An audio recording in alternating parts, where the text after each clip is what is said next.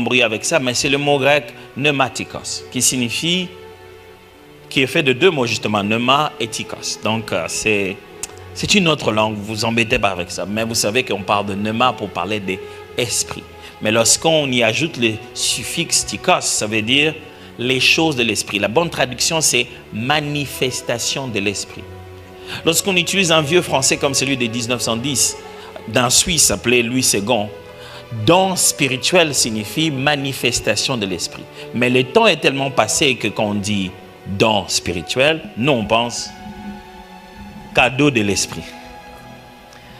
Or, ça signifie manifestation de l'esprit. Ça signifie les choses par lesquelles l'esprit montre qu'il est là. C'est-à-dire, il est là, mais on ne sait pas. Pour savoir qu'il est là, c'est quand ces choses arrivent qu'on sait que l'esprit est sur toi. Ça va? Donc, ça s'appelle quoi? Des manifestations de l'esprit. Que vous ne devez pas confondre avec un autre terme qu'il y a dans Romains chapitre 12. Lui qui parle de don de l'esprit, qui cette fois-ci, c'est le mot charismata. Signifie des faveurs que Dieu fait aux hommes.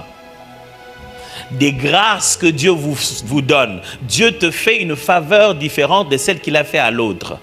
Ce n'est pas la même chose que le pneumatikos. Le fait que Dieu te fasse à toi le don de libéralité, ce n'est pas la même chose que les manifestations de prophétie. Je vous ai perdu? Un peu, hein? Ouais, super, c'est bien d'être... Oh, fantastique. En fait, dans la Bible, vous trouvez deux fois ces mots « don ». Vous le trouvez dans 1 Corinthiens chapitre 12, que je lis avec vous, qui va parler de chapitre 13 et 14 pour conclure. Vous allez trouver aussi une étude sur le don qu'il y a dans Romains chapitre 12.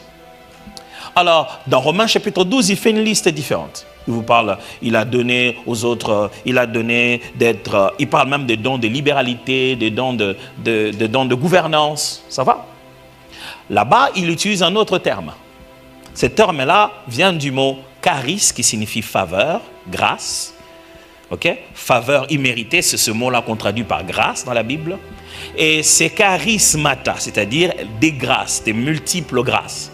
Dans Romains, il s'agit de fait que Dieu, quand il appelle chacun d'entre nous, il lui montre que je t'ai fait faveur différemment de l'autre. Vous êtes en train de suivre?